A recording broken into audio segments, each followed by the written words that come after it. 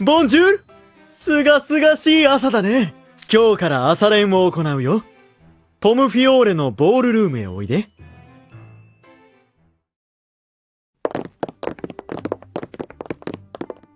昨晩はひどい目にあったな。硬い床で寝かされたせいで体中痛え。俺様は出場選手じゃねえのに、なんでなんだぞ。みんな、大丈夫？あ、みんな来たな。おはようさん。昨晩の騒ぎ、敵襲かと思って飛び起きてしまったじゃないか。人騒がせな。様子を見に行ったら全員が床に転がってるし。好きで床で寝てたんじゃねえし。ビル先輩のユニーク魔法でやられたんすよ。ビル先輩のユニーク魔法だって？食い物に呪いを仕込めるっていうおっかねえ魔法だったんだぞ。食べ物に呪い？これから VDC 当日まで何か口に入れるたびに呪いがかかってんじゃねえかってビクビクしちまいそうだ。俺、毒なら大体気づけるけど、呪いはさすがに気づけないかもな。魔力を使用すれば多少の痕跡は残るものだが。じゃあ魔法の探知能力を磨けばわかるようになるってことか。鈍感なお前に習得は難しいかもしれないな。ねえ、なんだよそれ。やってみなきゃわかんねえだろ。カリム先輩、逆になんで毒なんかに気づけるんすか？ああ、昔飯に入ってたことがあって。そのせいで俺様もホリデーに毒味させられたんだぞ。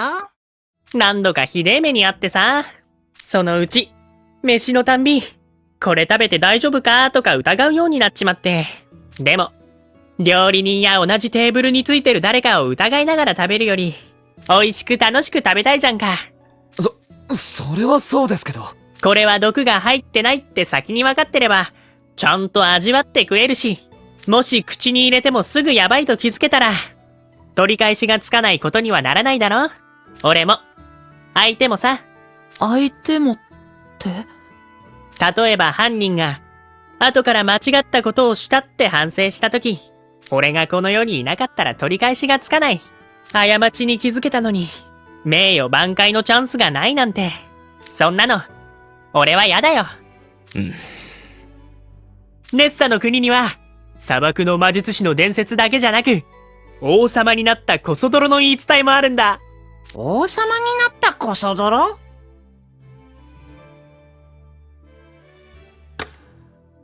ある日、コソ泥は姫さんと出会って恋をした。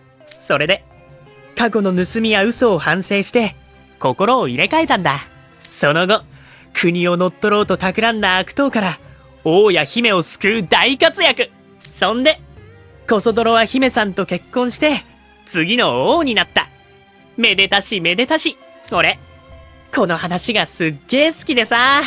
だって、コソ泥が心を入れ替えたことをみんな信じて、挽回のチャンスをくれたってことだろ？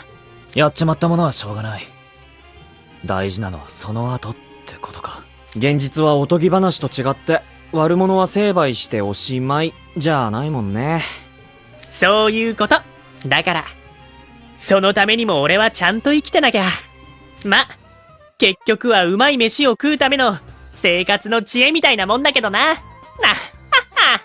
カリムさん笑ってるけど、だいぶヘビーな話を聞かされたような。さあな。本人が笑ってるなら、別にヘビーじゃないんだろ。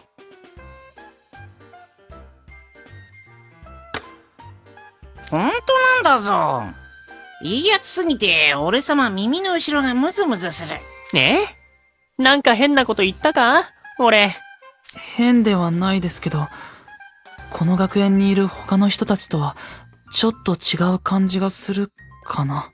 ああ、そういや俺、この学園に2ヶ月遅れで途中編入してきたんだ。それとなんか関係あんのかな？この学園、編入なんかできるんだ。そんなに驚くことか？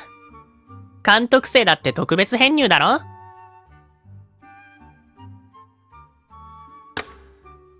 ナイトレイブンカレッジって闇の鏡に魂が選ばれたやつしか入れないんじゃないの？うん。でも、ジャミルが地元を離れて1ヶ月くらい経った頃、うちに突然、学園から入学許可証が届いたんだよ。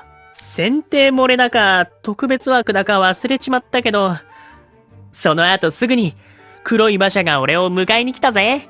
後から魂の資質が認められたってことか。そもそも闇の鏡が、魂の資質で生徒を選ぶことすら、本当かどうか疑わしい。あの学園長のことだ。どうせアジエム家からの寄付欲しさに、裏口入学を決めたんだろうさ。おかげでこっちは自由な学園生活がパーだ。俺はこの学園に来られて、毎日楽しいぜ。ジャミルとも改めて友達になれたしな。だから、俺とお前は友達じゃないって言ってるだろうが。揃ってるわね、ジャガイモたち。